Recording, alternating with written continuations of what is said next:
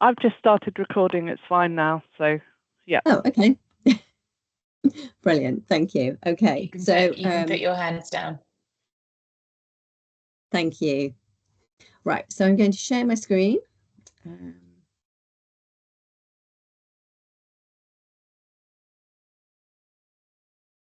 Hopefully everybody can see that. Yes. Okay. So as I said, I'm Jane Spencer, and I'm here with my colleague Anna. And between the two of us, we'll kind of run through this webinar for the Seed Fund.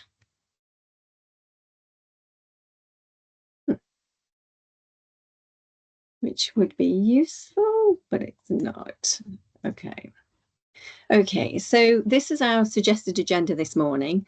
Before we kind of get into the detail for the Seed Fund, we'd like to give you a little bit of background to MECS and an overview of the programme that we're currently conducting in Tanzania. Anna will then talk about what and why for e-cooking, and then we'll move on to the Seed Fund itself. We'll give you some information about applying to the fund and then key dates and questions. If you have questions as we run through, please feel free to put them in the chat and we'll hopefully kind of get to them at the end of the webinar. Okay, so MECS is the Modern Energy Cooking Services Programme. We're a UK aid funded research and implementation programme. We began in 2018 and we're due to finish in March 2026. The programme's based in the UK at Loughborough University, and the aim of the programme is to accelerate the transition to modern energy cooking fuels. So we focus predominantly on e-cooking, but also biogas, bioethanol, and bio-LPG.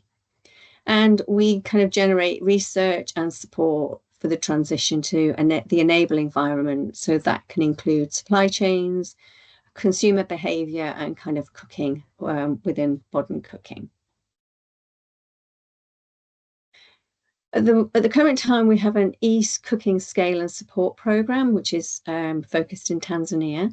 So this is, again, a UK aid funded programme, which runs until January 2026.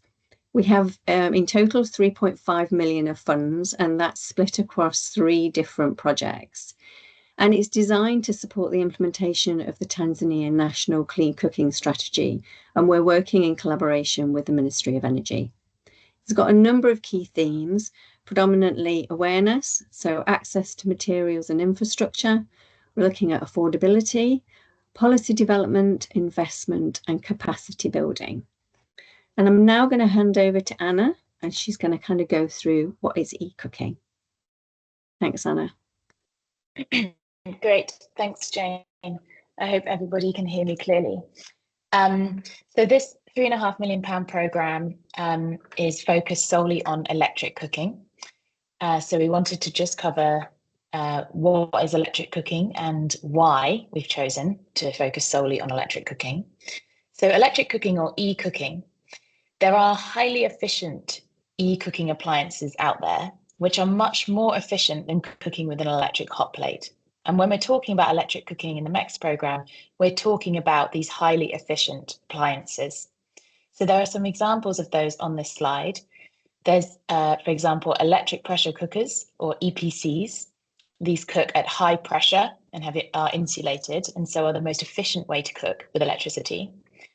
There's the rice cooker, which is also usually an insulated cook pot, but doesn't cook at pressure.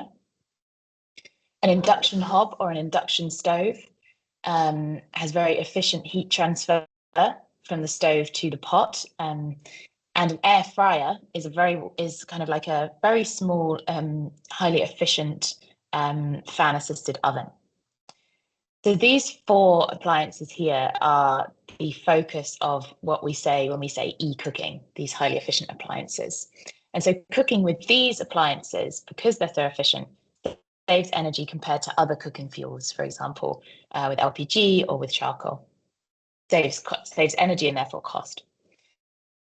So this is just a slide that shows the difference between these inefficient and these efficient electric cooking appliances. So when we're talking about e-cooking, we're not talking about the left side, which is the kind of old resistive hot plate electric cooking. Cooking with a resistive hot plate like that would not really save money, not really save energy, compared to cooking with a rice cooker, an induction hob, an air fryer, or an electric pressure cooker. So just to be clear that when we're talking about electric cooking, we're talking about these efficient devices. So why have we decided to design this program around electric cooking in Tanzania? Well, electric cooking is a very viable solution for Tanzania's modern cooking future. So electric cooking is named as one of the target fuels in the Tanzania National Clean Cooking Strategy. There's an electricity generation surplus in Tanzania, which is going to be increasing with ongoing commissioning of the Julius Nyerere hydropower plant. So there's going to be a lot of electricity. And this surplus electricity can be used to support people to start using electricity to cook with using these efficient appliances. So really, it's about leveraging the progress and the investment in electricity access to provide a solution to the clean cooking challenge as well.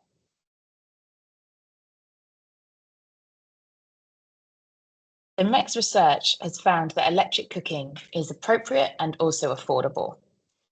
Unlike for LPG, electricity for cooking is not imported, and there's no recurring cost for the cylinder, and it's highly affordable. So by spending 700 shillings or 200 shillings on the Lifeline tariff a day, you can purchase 2 units of electricity, and that can do a lot of your cooking, the majority of your cooking, if you are using the highly efficient appliances. And MECS-funded research has shown that, sorry, I'm getting some feedback. If everybody could just make sure they're muted, that would be great. Everyone, thank you so much. Thank you. Right, so all Tanzanian dishes can be cooked with a combination of these highly efficient appliances. And we're getting positive feedback from consumers, for example, on the convenience of the appliances, on the time that they save, the cost that they save, and also, of course, savings on biomass fuel, so savings on charcoal, savings on firewood, if they switch to using electric cooking. There is an upfront affordability challenge. Once you are cooking on electric pressure cooker or a highly efficient appliance, you save money on cooking fuel, but there is an upfront cost challenge. But we are finding that there are various ways to overcome that. For example, through pay-as-you-go electric cooking, through on-bill financing via utility, or through carbon financing. But I won't go into any more detail on that now. So this program has 6 components, the program that Jane introduced, and it's to support Tanzania to transition to modern cooking with a focus on electric cooking. So I'm now going to briefly run through these 6 components, and this webinar about the seed fund fits under the last component on supply chain support. So the first component is a national e-cooking awareness campaign. So MECS is commissioning a national awareness campaign about electric cooking, which will raise awareness that electric cooking is affordable and viable. So we expect this to increase demand for electric cooking. It will use radio, TV, social media, and other methods, and it will be launched in June next year. The second component is that we are working with TANESCO to be promoting electric cooking to staff and TANESCO customers. And TANESCO will also be making it possible to purchase electric cooking appliances through on-bill financing, so that you can purchase an appliance through the payments that you make through the for the Luku meters. So this will help with the upfront cost issue. The third component is we are supporting the World Food Programme and Sustainable Energy for All on institutional electric cooking. So they are looking to transition 50 schools to electric cooking in Tanzania using large e-cooking appliances. And they're looking to use carbon finance to support this transition. The fourth component is about repair and maintenance. As electric cooking increases, we need to make sure there is support, that there are technicians, that there are fundis available who can repair and maintain these appliances. So we are designing a training curriculum for technicians so that they can repair e-cooking appliances. And we're also going to be building a network of fundis so that customers can easily access these qualified people when they have an issue with their appliance. The fifth component is about quality and standards. As electric cooking is rising, we need to make sure that we are maintaining quality appliances in the market.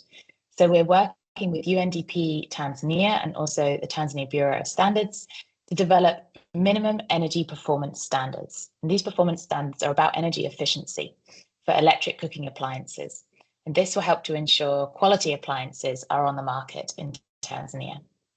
And so finally, there is an aspect of supply chain support, and this is why we are here today in this webinar to discuss the Seed Fund.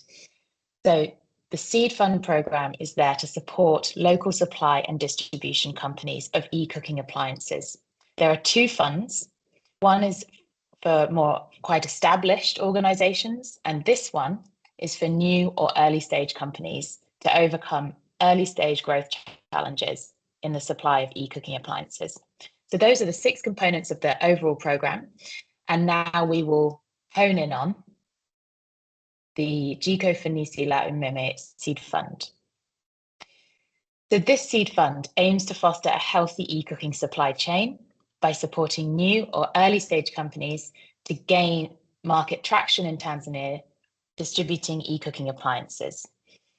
There are a couple of eligibility aspects. We're preferably looking for a Tanzanian organization, but any qualified organization or organizations, so consortiums are possible, are welcome to apply, who can deliver all aspects of the project. And the budget and timeline are written on this slide. It's a 10-month timeline starting in February 2025 to December 2025, and the total budget must not exceed £58,000. So eligible for this seed fund are these 4 appliances, only these 4 appliances: the electric pressure cooker, rice cooker, induction hob, and air fryer. And this is because these are the most efficient ways to cook with electricity, but they've also been matched to the Tanzanian menu really well. So appliances that are not eligible are, for example, on this slide. So microwave, large electric ovens, hot plates, blenders, kettles, etc. These are not eligible for support underneath this seed fund. So I will, yeah, it is still me. So if you are not focusing on household appliances, then there are a couple of things to bear in mind.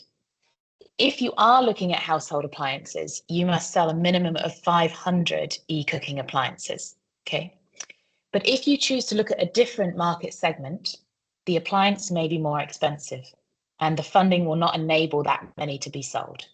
So for example, you may be looking at schools or other institutions, street vendors or restaurants, or maybe solar off-grid electric cooking. So there's a solar panel aspect involved. Now, if you choose to do that, rather than do the household market segment, in your application, you need to propose the number that you will sell in this project, and you need to also provide careful justification. And we encourage you to carefully consider value for money, because your application will be judged according to its value for money, and comparisons will be made across applications. So just to keep in mind, if you're not focusing on household, you won't necessarily be able to hit the target of 500. But we do encourage you to think carefully about what you can propose and make sure it's justified and also provides good value for money. So I'll now hand back to Jane, who will take us through the rest of the slides. Thanks, Jane. Thanks, Anna. Okay, so if anyone has any questions based on the slides that Anna's just gone through, please feel free to put them in the chat. Okay, so just to reiterate the finance that's available. So we have a total funding pot per project of £58,000, and the expectation is that we will fund a handful of projects through this call. The payment schedule is listed here, and the initial payment of 40% will be based on contract signing. And then the rest of the payments, the next 2 payments, will be based on your confirmation of order of appliances and then the receipt of those appliances within to the country.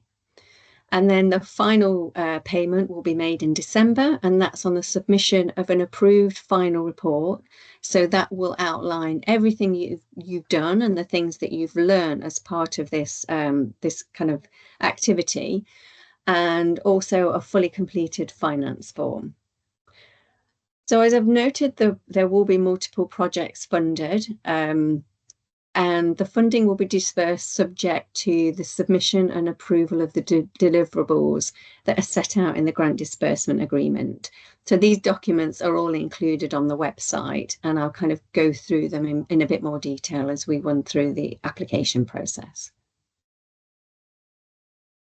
So as I've just said, the application form is on the MECS website. You can find it if you search for Jiko Fanisi La Umeme, or if you go and have a look at our news page. And on that page, you'll see a list of the documents that we're recommending that you read. There's the application form, which is divided into kind of a couple of sections. So sections A to G need to be completed, but they won't be scored. And that's to give us an idea of your organisation type and kind of where you're based. The application questions in section H 1 to 6 are those scored questions, and I'll go through them in a little bit more detail in a second. We'd ask that you answer all of the questions, and the answers must be in English. Okay, so question 1, and this question outlines your business plan, and we would like you to explain the learning objective of your proposal. So what are you trying to learn as part of this project? Is it a pilot, or are you beginning a sustainable supply chain? And what new configurations are you looking at? Is it technology-based? Is it different business models? We'd ask you to give a brief overview of that explanation, please. And then describe your intended learning process. So this kind of leads into your final report, when we ask you to outline everything you've done, the things that have worked well, the things that haven't worked well, because they're all good learning points. So if you give us an outline of what you expect to the outcome from this project, that will be in question 1. Then question 2 asks about your current experience. So that might be within the cooking field, or it might be within a service area. So we asked you to explain your experience today, the challenges and barriers that you've faced and how you've overcome them. And it'll give us a good idea of how you're going to tackle this project. That past experience will give us an indication of the impact on the design of your application. But if you don't have previous experience, we would ask you to apply. You know, if you have been watching the market, you've kind of documented observations within the sector, that's all kind of important and will give us some indications of how you plan to kind of deliver this project. And then we move on to question 3, which is your market description. And I think our original intention was that this would be based at households, but I think the feedback we've had is that it's broader than that. So if you give us an indication of whether it's households, whether you're looking for institutions, whether you're looking at businesses, but also which geographical region you're targeting. So we'd like you to describe why you're targeting this specific market, and to demonstrate that you've understood who your customers are and what they're actually looking for from a supplier. Question 4 is all about your business model and financing, and this is kind of weighted as a double in the grading system. You get double marks for this one. So this question is really important, and we want to understand how your business model is going to work. What business model are you using? So we need you to think about your target customers, how you expect, how much you expect them to spend on their appliance, and how you're going to support the product uptake. So whether you're going to undertake demonstrations, what your after service provision will be. We need you to think about all of those aspects of the supply chain. And we'd like you to add as much detail as possible here, so you gives us an understand that an indication that you've understand the market gap. We'd also like you to think about the financing model for your consumer or your users. So how are you going to meet their finance needs? You know, Anna's talked about some of the provisions that are available already. So if you can kind of look at leasehold, pay as you go, whether you're going to have a cash sale, this needs to be included and explained clearly.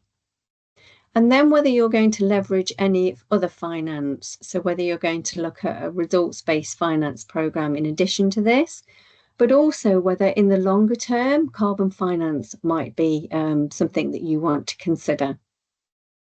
So there is quite a tight word limit for these applications, but anything that you include in diagrams or tables is excluded from your word count. And actually including that information in that way gives us a clear idea of how you're going to deliver this part of the programme. Question 5 talks about your project management, and we would ask that you include a Gantt chart or an Excel of your activities throughout the 10-month period. We'd like you to explain any relevant risks to the project and how you plan to mitigate them, in particular relating to safeguarding and whistleblowing, and that is kind of a key section that's included in our due diligence documentation that is only kind of relevant to the organisations that get through to the funding stage. But we'd also like you to describe the roles, skills and the relevant experience of your project team. We'd like you to demonstrate that the team is capable of completing all the tasks and consider the 10-month time period, which is quite tight, but we'd like you to include that within your Gantt chart. And then finally, question 6 is about the project management and kind of the finances. So we'd like you to explain all your cost information clearly and make sure that your rates reflect the fair market value. We also ask you to look at your staffing and make sure it's appropriate for the project. Having all of your staff for a full-time basis for 10 months, I don't think is required, and we would look at how you would value your staffing across that programme delivery. If you're going to have subcontractor, please make sure that your costs are justified and explain what they will be doing. And then we'd also like you to describe how you're going to spend the funding. So what appliance you're going to be importing or using, and demonstrate value for money. So are you buying an appliance that people have already expressed an interest in? How does it fit with the market requirement? If you expect to pay VAT during this research programme, this delivery programme, please make sure that you include those costs at this stage. So I'm thinking of import duty costs, anything that is will be part of this process. As a programme, we have to have VAT included at the beginning and not separated out. So if you make sure that's part and parcel of your budget envelope. And then also, we will only cover eligible costs that are associated with the project. So I've included the grant disbursement agreement on the website. Please make sure you look at paragraphs 10 to 13 in the eligible expenditure, and it will kind of list what can and can't be included as part of this programme. So, number of key points. Late applications will not be accepted. The deadline date for this is 23:55 p.m. GMT on the 1st of December, and only applications that are made on the application form will be accepted, and those application forms need to be sent to the MECS email address, please. As I mentioned previously, there's the grant disbursement agreement. So this is our standard agreement form. It transfers all of the terms and conditions that we have to abide by from UK Aid and transfers them down to our partners. But if you do have any queries on that document, if you want to download it and make any comments on it and send it back to us, then we can address them once we've had the applications in. And as I've mentioned before, due diligence and supporting evidence will be required if you are successful. I haven't included this on the website because it's quite a considerable document, but we will send that out to successful applicants in mid-December. And the expectation is that that's returned to MECS by the 6th of January, with a start date in February. Kind of this is highlighted here on the key dates section. So the competition is currently open, and as I've mentioned, our closing date is the 1st of December, and the decision will go out likely to be midweek of the week commencing the 9th, so probably the 10th and 11th of December. And then we'll send out the due diligence questionnaire for those organisations. I realise that this is over kind of Christmas period, which might impact a lot of people. But if you've got questions on the due diligence, please send them back as quickly as you can. I will be in the office until I think the 21st of December. So I'm very happy to answer any queries on it. And then we'll review the due diligence applications at the beginning of January, with an expectation that projects will start in February. And then the completion date will be in December. So just to highlight those competition documents that you'll find on the website, please do read them all. If there are any questions, you can send your queries into us and we'll aim to answer them as much as possible. But I'm hoping that most of the questions that you have we'll be able to answer for you now. So please do free to ask. I noticed that as we're running through, we do have some people have put some questions into the chat. So yeah, so I can answer that one. So the question is about, is there any kind of energy requirement or power requirement, I assume, for whatever e-cooker you select? No, there is no kind of maximum or minimum power draw or energy draw requirement. You just need to be focusing on the 4 energy efficient appliances that were named, which are electric pressure cooker, rice cooker, induction hob, or air fryer. Unfortunately, I can't type in the chat, so I'm going to have to take things out loud. Do you want to take the next one? Are there any other questions? I can't see any more. Okay, so let me read this one. As we are going to have surplus energy from the ongoing Nariri hydropower project, distribution of this electricity might take time to reach remote areas. I know you mentioned that the seed funding doesn't include solar systems.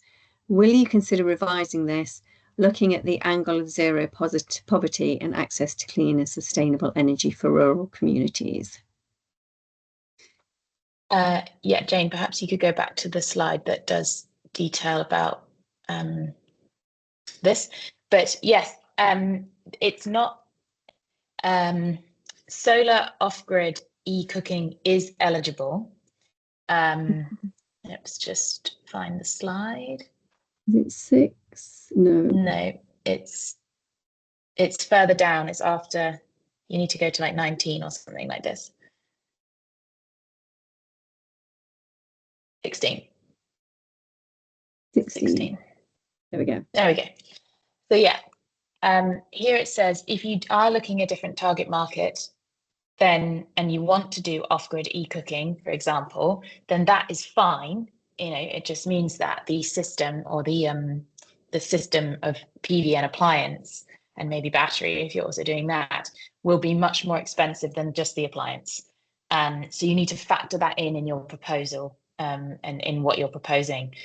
So rather than being out, you won't be able to sell, you know, the funding won't cover 500 appliances or 500 systems because of the greater expense. So you need to be proposing in your application what number you think you can sell, and justifying that, and being aware that we will be looking for value for money in this process. Does that answer that question? And I'm sorry, I can't see anything after 11:48 in terms of questions. Yeah, that answers my question. Thank you. Okay, so we have, can you mix more than one e-cooking appliance in a single application? So I think we you can, but you need to give us a kind of a solid argument as to what appliances you are going to include and how you're going to address them, and if you're going to address them separately. So yes, that is possible, and just tell us why you think why you've decided that that's important.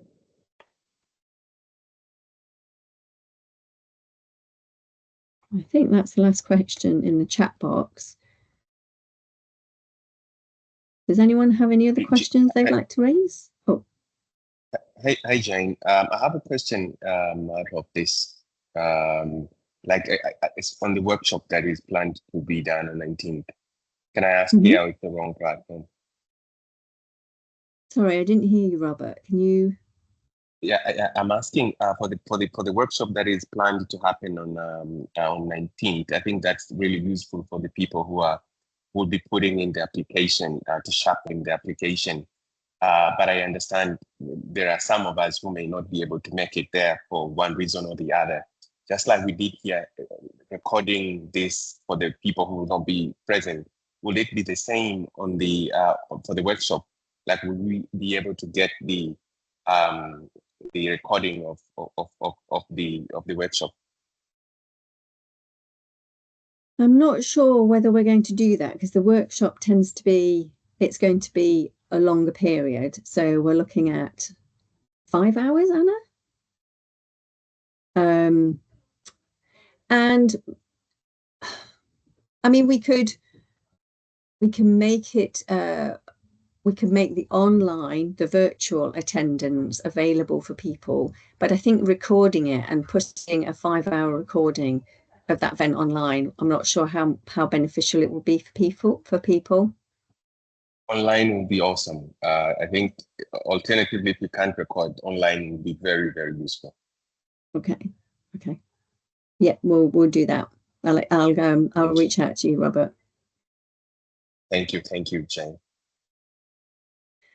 Okay, so if someone did not participate in the EOI, can he apply for the seed fund? Yes, not applying to the EOI does not preclude you from applying. So we would encourage people that didn't put in an expression of interest in to apply for the seed fund.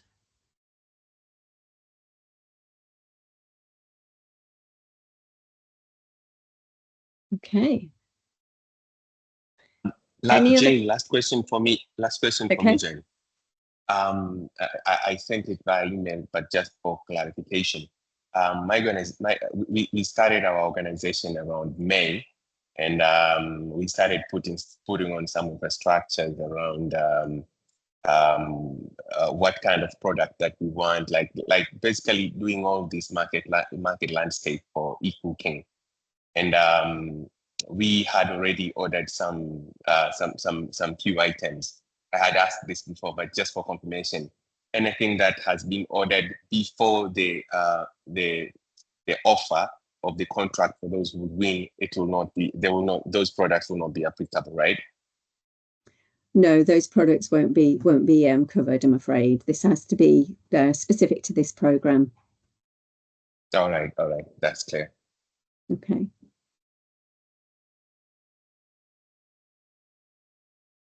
Okay, so if we don't have any other questions, I suggest that we end it here. It's been great to see so many people attending, and I do hope that we get an equivalent amount of applications. But if you do have any questions, please just feel free to drop us a line. And I know we'll see quite a few people at the webinar. So look forward to, well, I probably won't be there. That will be Anna. I'm sure she'll look forward to seeing you then. Anna, did you have anything you wanted to finish with? Are you happy? No, all good. Thanks very much, everyone. Right. Okay. Thank you very much. Thank you. Bye-bye. Bye-bye.